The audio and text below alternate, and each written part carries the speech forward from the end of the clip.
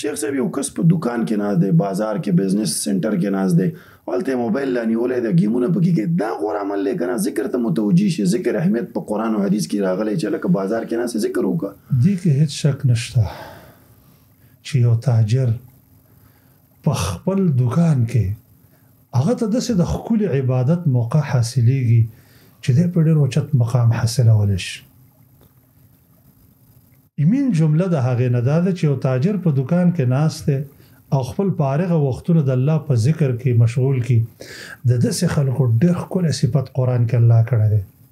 رب العالمین په قرآن عظیم الشان کې فرمایي رجال لا تلهیهم تجارة ولا بیع عن ذکر الله. داسې بهترین خلک دي چې تجارت کوي، بیع کوي، خو تجارت او بیع هغوی د الله د ذکر نه غافل کوي.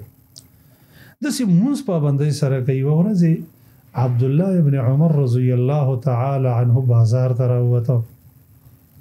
په بازار کې اذان وشو، په تاجرانو د خپل دکانونه رابند کړو او روان شو مانځه ته. عبدالله ابن عمر رضی الله عنهما هغوی ته ویله چې تاجرانو ستاسو د دې ښکلي کردار صفت الله رب العالمین په قرآن کې کړی دی.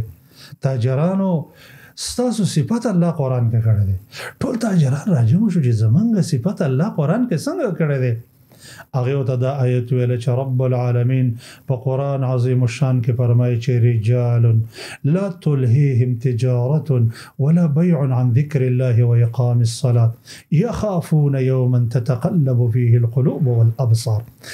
نو زما تاجران ورونو ته ډېر احترامانه درخواست دی چې خپل فارغه اوقات په ذکر باندې مشغول کړي، د مانځه پابندي وکړي. د دې په وجه به ستاسو روزګار کې خیر او برکت وغورځېږي او تاسو به د خپل تجارت سره سره د جنت عظیمه سرمایه عظیم خیر هغه حاصل کړي.